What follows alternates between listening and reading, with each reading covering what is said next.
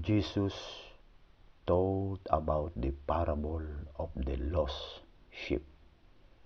What man among you, having 100 sheep, and losing one of them, would not leave the 99 in the desert, and go after the lost one, until he finds it?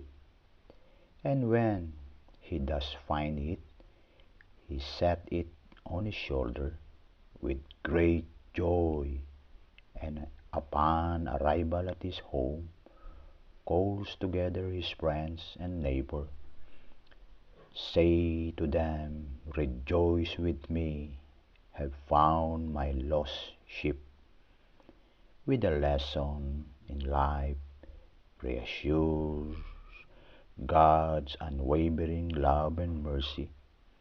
It teaches us that no one is beyond God's reach.